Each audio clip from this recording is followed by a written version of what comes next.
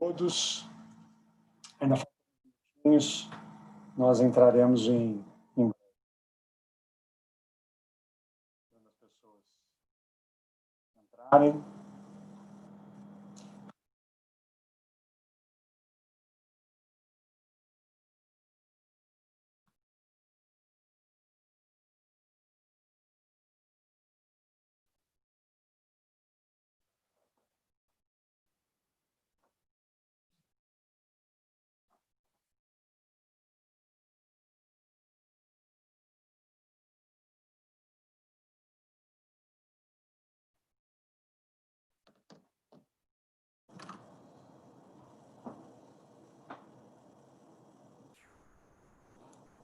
Quem já está assistindo, só esperar um pouquinho, né, para a gente começar às 10 horas.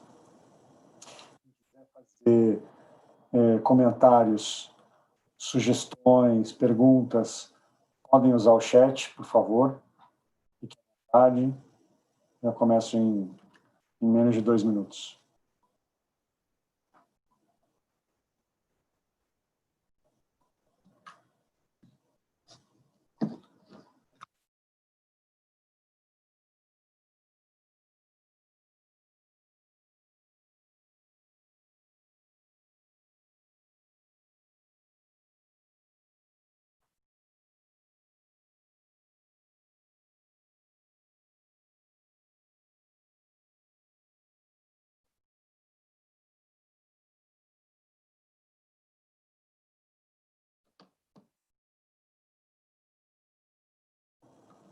Bom, mais alguns segundos.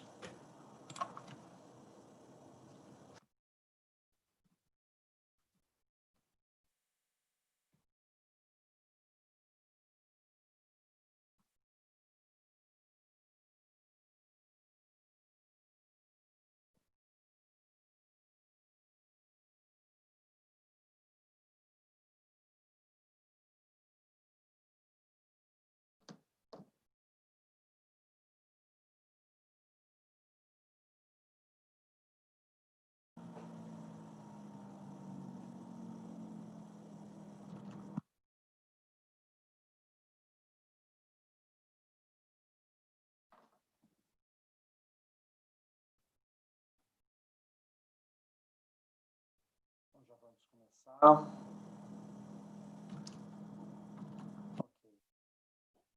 10 horas, bom dia a todos. Sejam muito bem-vindos. É estranho fazer live às 10 da manhã, a gente está acostumado a fazer às 6 da tarde. A gente achou que seria interessante para mudar um pouquinho, né? Porque todo mundo faz 6 horas da tarde. Aliás, hoje o desafio é conseguir acompanhar esse número enorme de lives. Acho que tem um aspecto positivo que está usando esses momentos para compartilhar conhecimento. Então, sejam todos muito bem-vindos. Esse projeto é um projeto, até a iniciativa da nossa secretária-geral da Comissão de Direito e Infraestrutura da UAB de Minas, chama projeto Estradas do Conhecimento, e tem o desafio de iniciar esse trabalho, mas nós vamos receber inúmeros competentes membros da comissão, em diversas lives que em breve nós iremos anunciar sobre diversos assuntos, mas todos ligados à temática. Por favor, acompanhem os nossos canais, a gente tem esse canal no YouTube, quem quiser saber sobre os nossos eventos, informações, se inscreva no canal, acione o sininho. Nós temos no LinkedIn também, a Comissão de Infraestrutura da UAB de Minas. Então, tem várias formas de nos acompanhar. O tema que me coube falar hoje é licenciamento ambiental de empreendimentos de infraestrutura. Esse é um assunto que eu até venho falando bastante já há algum tempo. Ontem, inclusive, nós tivemos um evento sobre licenciamento ambiental na atualidade, conduzido pela Comissão de Meio Ambiente da UAB de Santos, quem eu novamente agradeço a presidente, a doutora Luciana. estivemos com a professora Patrícia, presidente da CETESB, do órgão ambiental de São Paulo, foi um bate-papo muito interessante, que, aliás, ficaram algumas perguntas que talvez que eu tentarei responder hoje relacionado ao licenciamento. Para falar de licenciamento, é importante a gente fazer um panorama geral, entender como é que o licenciamento está estruturado dentro do sistema jurídico nacional e falar dos desafios que é implantar e operar empreendimentos de infraestrutura. Lembrando que infraestrutura é uma sorte de empreendimentos. O licenciamento, a primeira norma federal que trouxe, que falou sobre licenciamento é a 6938 de 81, que institui a Política Nacional do Meio Ambiente, que já estabeleceu lá no artigo 10 que todo aquele empreendimento que causa, ainda que potencialmente danos ao meio ambiente ou utilize recursos naturais, deve contar com prévio licenciamento ambiental. Nós tivemos outras normas relevantes depois disso, como a 7347 de 85, a Lei da Ação Civil Pública, mas é relevante, obviamente, falar da Constituição de 88, que inaugurou, pela primeira vez na história constitucional brasileira, um capítulo dedicado à questão ambiental. Ele não falou especificamente de licenciamento, ele falou de um tipo de estudo, que é do EIA-RIMA, que é o Estudo de Impacto Ambiental e o Relatório de Impacto ao Meio Ambiente, lá no 225, parágrafo 1º, inciso 4, para falar que para esse tipo, para empreendimentos de significativo impacto ambiental, caberá o EIA-RIMA. E aqui vale comentar que não é EIA-RIMA para tudo. O EIA-RIMA é uma espécie do qual o AIA é o gênero, avaliação de impacto ambiental. Portanto, caberá a EIA-RIMA apenas para os empreendimentos de significativo impacto ambiental. Para os demais, Sion, mas então quer dizer que se o empreendimento não for de significativo impacto ambiental, não cabe estudo? Não. Caberá um outro tipo de estudo. Caberá licença? Se caberá a necessidade de licenciamento ambiental, se for um empreendimento que cause, ainda que potencialmente, danos ao meio ambiente ou utilize recursos naturais. Então, vou precisar fazer captação de água, supressão de vegetação, caberá, seja via autorização, seja via processo de licenciamento ambiental. Por que eu digo isso? Porque não cabe licenciamento ambiental para qualquer atividade. São só essas atividades que causem, ainda que potencialmente, danos ao meio ambiente ou utilizem recursos naturais. É muito comum que, como o papel que o licenciamento tem tido ao longo dos últimos anos, que a gente quer licenciar tudo. E não cabe licenciamento de tudo. Ontem eu até dei esse exemplo, dizendo assim, vou abrir uma loja de roupas num shopping já inaugurado, já implantado. Caberá licenciamento ambiental? Não. Para implantar o shopping, muito provavelmente caberá um licenciamento ambiental. Então, é importante entender isso. Depois disso, nós tivemos a Lei Complementar 140 de 2011, que veio para regular a forma de atuação dos entes federativos.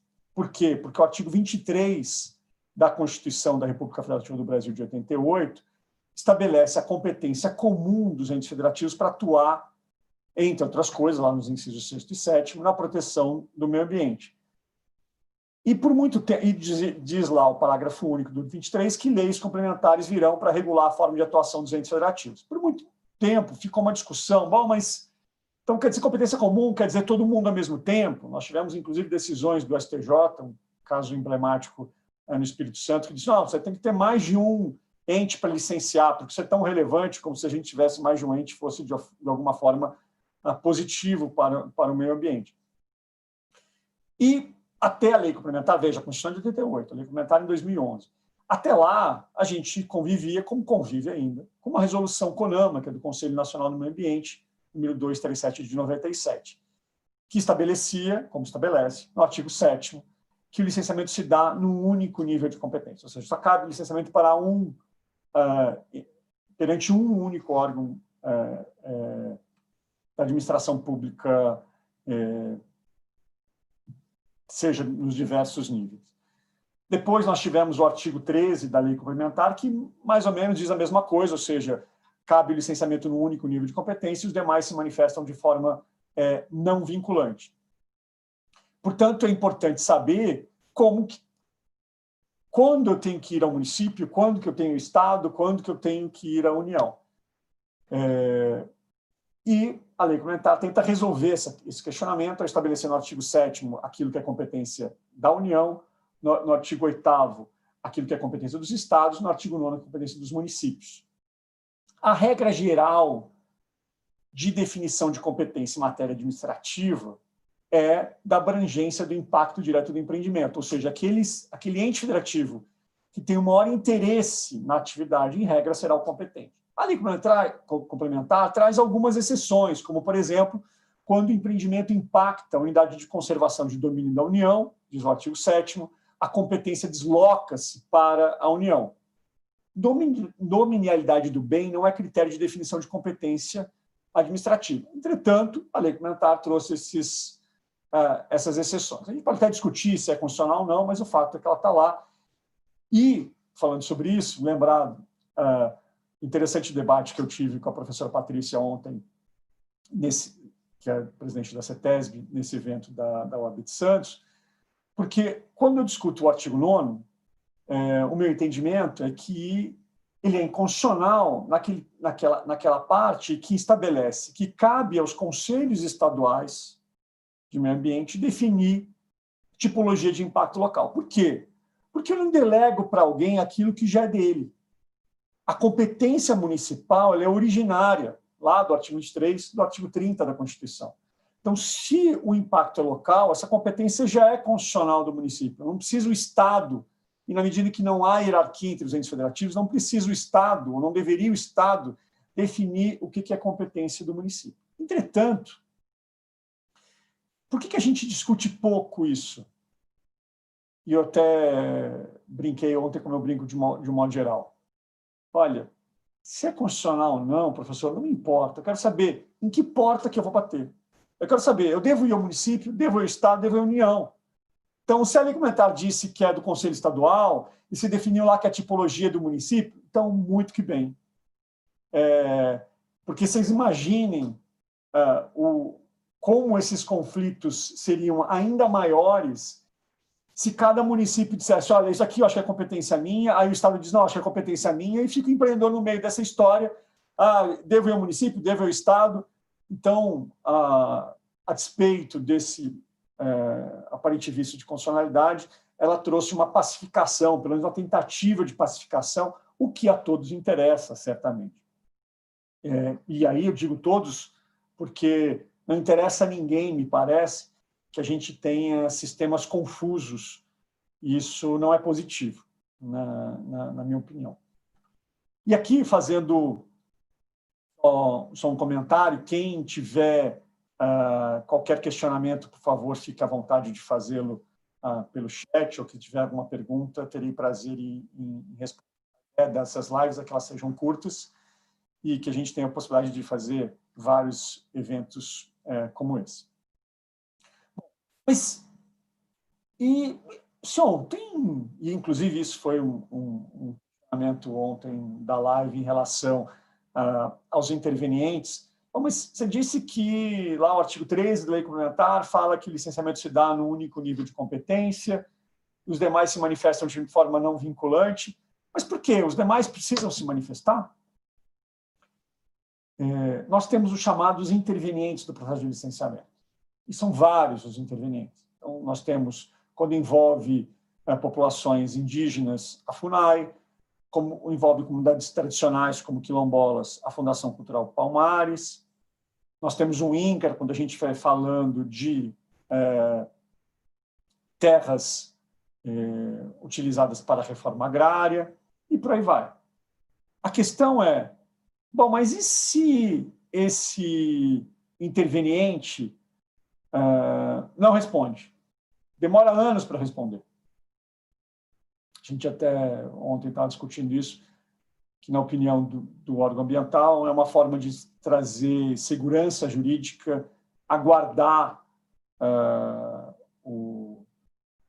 esse interveniente. Eu já penso de uma forma diversa. Por quê? Na falta de uma regulamentação melhor, nós temos uma portaria interministerial, que é 60 de 2015, que estabelece prazo para os intervenientes. Seja o prazo para opinar sobre o termo de referência, que vai instruir o estudo, seja o prazo de manifestação. E diz que, passado esse prazo, o licenciamento deve seguir o seu rumo. Por quê? Porque se eu permito que aquele que não é o senhor do licenciamento, a senhora do licenciamento, e esses senhores são os órgãos ambientais, se eu permito que terceiros possam controlar o licenciamento, é como se eu estivesse passando para eles esse poder que eles não têm. É importante ouvir os intervenientes? É evidente que é importante ouvir os intervenientes. Mas aqui vale um outro ponto que também foi objeto de muita discussão ontem à noite.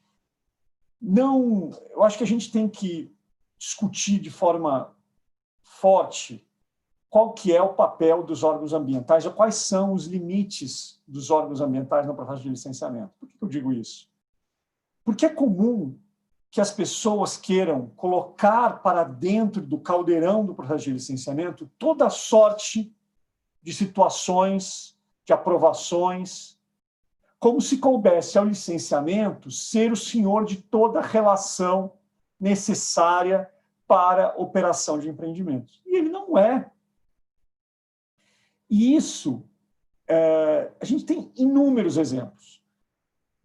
Um empreendimento que é de mineração, obviamente ele precisa ter o seu documento autorizativo emitido pela Agência Nacional de Mineração, seja uma guia de utilização, quando a gente vai falando de alvará de pesquisa, seja uma portaria de lavra, seja um processo de licenciamento mineral, seja qualquer instrumento que provavelmente precisará também de uma licença ambiental. Mas a gente não precisa manter, como nós mantemos hoje, essa vinculação de um com o outro, porque isso só gera burocracia. Precisa eventualmente da aprovação do CAD em algumas operações? Precisa. Mas então a gente tem que trazer isso para o licenciamento? Claro que não. É claro que não. O que me parece a gente precisa é entender qual que é o papel do licenciamento. Por quê? E eu acho que isso é, inclusive, uma forma de proteger os órgãos ambientais. Porque quando o órgão ambiental assume um papel que ele não tem controle, ele assume com ele também a responsabilidade. Eu não canso de dar um exemplo quando eu falo de empreendimentos lineares. E aqui, mineroduto, oleoduto, linha de transmissão, que passa por vários municípios. Normalmente o licenciamento ou ele é estadual ou ele é federal, a depender da abrangência desse impacto. Muitos órgãos ambientais exigem do empreendedor que ele apresente o acordo com os superficiários. E o que está por trás desse pedido? Está a interpretação de que a licença ambiental é uma autorização para entrar na terra de qualquer um. E é evidente que não. Na minha casa, só entra quem eu deixo, tocou lá no interfone, eu autorizei entrar, ou tem decisão judicial. Pode apresentar licença ambiental, autorização, seja o que for. Obviamente, não vai entrar na minha casa. A não ser que eu queira, a não ser que eu autorize, a não ser que tenha decisão judicial. Mais do que isso, o que muitos órgãos ambientais fazem? Pede um registro do imóvel, para saber, quero saber se quem autorizou, de fato, é o proprietário. E aí eu pergunto, mas então o órgão ambiental vai fazer já o referenciamento para saber se quem autorizou, de fato, é o proprietário, de centenas de imóveis? É evidente que não. É evidente que não. Então, por que vai pedir? Só para aumentar a sua responsabilidade. Porque a hora que acontecer um problema, e a história recente mostra isso, vai querer responsabilizar. Mas você viu? Por que você não viu que se a autorização emitida pela ANM estava correta ou não? Por que você não viu se, de fato, o registro era do proprietário ou não era? Porque não cabe ao licenciamento ambiental discutir essas questões. Mas, ainda sobre questões relevantes. Uma delas, que também foi objeto de pergunta ontem, é da certidão de uso e ocupação do solo. Ela sempre foi um desafio para os grandes empreendimentos, e, obviamente, entre eles, os empreendimentos. Por quê? O artigo 10 da Resolução CONAMA 237 de 97 estabelece que, para instruir o pedido de licença prévia, é necessário, entre outros documentos, a apresentação da certidão. Por quê? Porque cabe ao município regular o seu território. Cabe ao município, seja no seu plano, seja no seu zoneamento, estabelecer, aqui é uma área rural, aqui é uma área industrial, aqui é uma área eminentemente residencial. Então, cabe ao município repartir o seu território. Então, quando eu vou licenciar um empreendimento cuja competência é do Estado ou da União, e lembrando que competência administrativa significa licenciar, fiscalizar, punir, esse trinômio indissociável, eu tenho o Estado ou a União saber se o município estabeleceu de forma diversa ou não. Bom, o que nós temos aí? Primeiro, entender qual que é a natureza jurídica da certidão. E a certidão não é anuência. Não há um juízo de conveniência ou oportunidade de administração pública em conceder ou não a certidão, porque ela é uma certidão, ela atesta um fato, num dado momento histórico. Então, aquele empreendimento é ou não é compatível com as leis de uso e ocupação do solo. E isso é um retrato do que estabelece a lei. Não há aí um poder do prefeito ou da municipalidade de dizer, olha, eu não quero esse empreendimento, ainda que ele tenha justificativas, como qualquer ato administrativo precisa ter. Porque a lei é para todo mundo. Então, se aqui tem uma lei que diga que é uma área industrial, eu posso implantar indústrias. Sim, deveria ser simples assim. E, como estabelece o parágrafo do artigo 13, os entes federativos que não são os competentes para licenciar devem se manifestar de forma não vinculante, ou seja, ele tem que dizer ao Estado ou à União quais são suas sugestões, inclusive de medidas condicionantes ou compensatórias. Não pode estabelecer condicionante para a certidão. Mas qual que é o fato político? O fato político é que o prefeito recebe certamente uma pressão, especialmente para os empreendimentos de infraestrutura, para que dê uma resposta. E eu até brinco, disse, aí o prefeito disse, não, mas sabe o que é? Eu ouvi o professor Sion, tive aula com ele disse que não, que a gente se manifesta de forma não vinculante. Então, eu não posso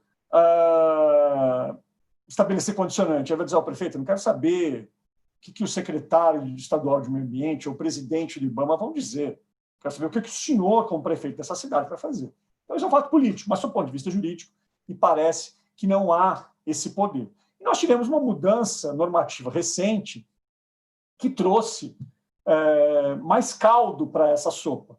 Por quê? Ela disse que não, na Declaração de Direitos da Liberdade Econômica, lá no artigo 3º desses direitos das pessoas físicas e jurídicas, é direito das pessoas físicas e jurídicas a não ser exigida certidão como condição para a liberação de ato de atividade econômica que não tenha amparo expresso em lei. E aí, entendendo que ato de liberação, está no artigo 1º, são inúmeros atos. Autorização, licença, alvará, outorga, enfim. Qual que é o fundamento para exigir a certidão? Uma resolução CONAMA, portanto, uma norma infralegal. Então, não poderia mais o órgão ambiental exigir a certidão como condição para a liberação de atos da liberdade econômica, atos da atividade econômica, de liberação da atividade econômica, como a licença ambiental. Acho que nós temos já algum tempo de live, a ideia é que essas lives aí durem 20, 25 minutos, acho que nós já estamos com 20 minutos. Tem um questionamento, eu vou tentar responder. Evandro, obrigado. Parabéns pelo projeto, muito obrigado. Gostaria de que você falasse sobre os conflitos das unidades contra os direitos, por exemplo, direito de propriedade. Ótima pergunta. E sobre isso gera inúmeras questões, né? Bom, primeiro, em relação à propriedade. O artigo 225, parágrafo 1º, inciso 3º da Constituição, estabelece que qualquer ente federativo, portanto, municípios, estados e União, podem criar espaços especialmente protegidos. Esse comando constitucional teve sua concretude com a publicação da Lei Federal 9985 de 2000, que instituiu o Sistema Nacional de Unidades de Conservação, e que criou basicamente dois grandes grupos, o grupo de proteção integral e de uso sustentável. De proteção integral, em regra, não admite compatibilizar a proteção de seus atributos com o desenvolvimento econômico, e já o sustentável permite. Então, é possível que qualquer ente crie. Agora, o que a gente não pode esquecer, esse permissivo constitucional não permitiu a nenhum ente federativo desapropriar de forma indireta sem indenização. Porque quando eu crio uma unidade de conservação do grupo de proteção integral e dentro dessa área tem uma indústria que não poderá mais funcionar, cabe ao ente federativo que instituiu aquela unidade indenizar. E isso é tão relevante que muitas unidades de conservação são criadas, como eu chamo, unidade de conservação de papel. Por quê? Porque se cria sem orçamento e depois coloca no colo das empresas e das pessoas que lá vivem para resolver. E por isso que muitas unidades de conservação, mesmo de proteção integral, convivem com pessoas lá vivendo, com atividades econômicas, porque o ente federativo que criou a unidade não tem dinheiro para poder indenizar e desapropriar esses imóveis. Então, e lembrando que o que estabelece o artigo 5º da Constituição de Direitos e Garantias Fundamentais, a desapropriação tem que ser justa, o pagamento da indenização tem que ser justo e prévio. E daí saem inúmeros outros conflitos. Por exemplo, tem parecer da Advocacia Geral da União, quando é criada a unidade de conservação de proteção integral em cima de direitos minerários. Olha, haverá um decaimento do direito minerário. Mas espera um pouquinho. Quer dizer que eu tenho um direito minerário, cuja exploração se dá no interesse nacional, na forma do 176, lembrando que os direitos minerais são bens da União, porque na forma do que estabelece o artigo 20 da Constituição. Tenho uma concessão da União para explorar esse recurso da União no interesse nacional. Vem um ente federativo, como o município, por exemplo, cria um parque e haverá o decaimento do título. Então, a gente está invertendo essa lógica. Para que haja o decaimento do título, é pressuposto que ele seja indenizado antes. E não se cria um parque depois do direito minerário, cai o direito, e aí eu vou discutir com quem criou. É evidente que não. Eu não posso ter esse direito retirado sem que eu seja indenizado antes. Isso gera inúmeros conflitos. Como, por exemplo, e ainda em relação a essa questão, seja minerária, seja de energia, a competência privativa para legislar em matéria de jazidas em minas, portanto, de mineração e de energia, é uma competência privativa da União, conforme estabelece o artigo 22 da Constituição. Então, ora, se a competência privativa da União poderia um município, um estado, criar uma unidade de conservação em cima de um jazimento mineral, acho que essa é uma discussão que a gente deveria travar. Nós tivemos recentemente uma decisão monocrática no Supremo em relação a um plano de manejo, isso inclusive foi objeto de um dos vídeos que eu tenho no canal Direito Ambiental Conta-Gotas, que é um canal para discutir questões ambientais, em que tem um plano de manejo, conforme estabelece a 9985 de 2000, é um plano para tratar de como vai ser regulada aquela unidade de conservação, a sua zona de amortecimento. E o plano de manejo estabeleceu que não pode atividade de mineração. E entendeu, essa decisão monocrática do Supremo, do ministro Dias Toffoli, que seria constitucional. E eu me pergunto, bom, primeiro, como é que pode um ato administrativo, isso não foi nem produzido pelo Poder Executivo, um ato administrativo, impedir uma atividade cuja competência é privativa da União? E veja que a gente tem mineração de vários tipos, eu não canso de dizer isso, porque tem a mineração pequenininha e tem a grande. Tudo é mineração. Então, eu entendo que não poderia um plano de manejo impedir de pronto uma atividade. Ele pode impedir alguns tipos de reflexos nas suas unidades ou nas suas zonas de amortecimento. Deixa eu ver aqui se tem mais algum comentário para a gente caminhar para o nosso final. O Eduardo Pena disse: no norte de Minas ocorre uma situação absurda. A Prefeitura Municipal de Olhos d'Água geralmente exige algo em troca para emissão de certidão. Em 2018, o empreendedor precisou doar R$30 mil. Muito obrigado pelo questionamento. O artigo 5º da Constituição também estabelece como direitos e garantias fundamentais, portanto, cláusula pétrea. O que quer dizer cláusula pétrea? Quer dizer que elas não podem ser nem objeto de emenda constitucional, na forma que estabelece o artigo 60 da Constituição. Diz que não será exigido pagamento para emissão de certidão. Eu tenho direito a pedir certidão de forma gratuita. O que acontece é que o empreendedor vai discutir se vale a pena ou não ir ao judiciário. Mas que não se pode pedir pagamento para emissão de certidão, não pode. Mas veja que esse exemplo do Evandro, do Eduardo Pena, é um exemplo muito interessante, mas a gente tem questões muito mais complexas. A gente tem questões que se exige para emissão da certidão medidas compensatórias milionárias de empreendimentos que são licenciados pelo Estado e pela União. E, obviamente, não é possível. A gente convive com isso.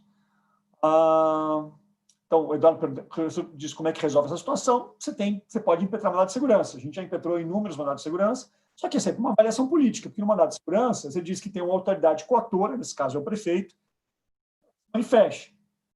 Então, é uma medida sempre que traz algum desconforto, mas, sem dúvida, é possível o mandado de segurança. Como também é possível, e a Cristiane Jacu e eu escrevemos um artigo no final de 2018, num livro organizado pela UBA, a União Brasileira dos Advogados Ambientais, que eu sou honrosamente um dos cofundadores e fui seu primeiro vice-presidente, que a gente fala sobre certidão de uso e ocupação do solo. E lá nós defendemos que, como a competência é una, ainda que ela seja comum, ela é una, na forma do que estabelece tanto o artigo 23 da Constituição quanto o artigo 13 da Lei Complementar 140 de 2011, eu não poderia permitir que o município, quando não é competente, faça, às vezes, de órgão ambiental licenciador. E quando eu digo que ele, como município, pode estabelecer condições, eu estou permitindo que ele, que não é competente para licenciar, faça o papel de órgão ambiental competente, órgão ambiental licenciador. Então, e como a certidão atesta, como eu disse, um fato, então basta pegar a lei municipal, plotar no mapa do empreendimento e ver se está dentro ou está fora. Olha, se é isso, qualquer um pode atestar. Então, é possível que o consultor que faz os estudos ambientais e que avalia questões muito mais complexas do que essa, ateste se está dentro ou está fora de uma área possível de ser explorada naquele município. Eu faça com RT, anotação de responsabilidade técnica. Essa certidão, ou esse atestado do consultor, inclusive gera repercussão criminal, é o artigo 69A da 9605 de 98, Lei dos Crimes e Infrações Administrativas Ambientais, de modo que, se tiver alguma inverdade, pode responsabilizá-lo criminalmente, e o ente federativo, que é competente para licenciar, seguiria o processo de licenciamento. Os órgãos ambientais não fazem isso, porque, infelizmente, a gente vive sob a égide do medo. Se eu fizer isso, eu vou ter improbidade administrativa, se eu fizer isso, eu vou responder pelo artigo 67 da 9605 de 98, que é aquele crime que os agentes públicos podem cometer por outorgar uma licença ou autorização em desacordo com normas ambientais, mas esses são os caminhos. Deixa eu ver se tem mais algum questionamento. Além das doações, alguns CODEMAS impõem diversos condicionantes para emissão de certidão. Obrigado, André. Eu acho que eu já comentei sobre isso, entendo que as condicionantes não são possíveis, né, se estabelecer condicionante quando não é o órgão ambiental licenciador. A prerrogativa do órgão ambiental licenciador. Bom, eu acho que não tem mais questionamentos. A ideia é que a gente fique até meia hora desses eventos. Eu quero agradecer demais a participação de todos, dizer que esse vídeo vai ficar no canal da comissão, fique à vontade para divulgá-lo, e que nós teremos vários outros vídeos com colegas brilhantes da comissão. Muito obrigado a todos, tenham um excelente dia. Até logo.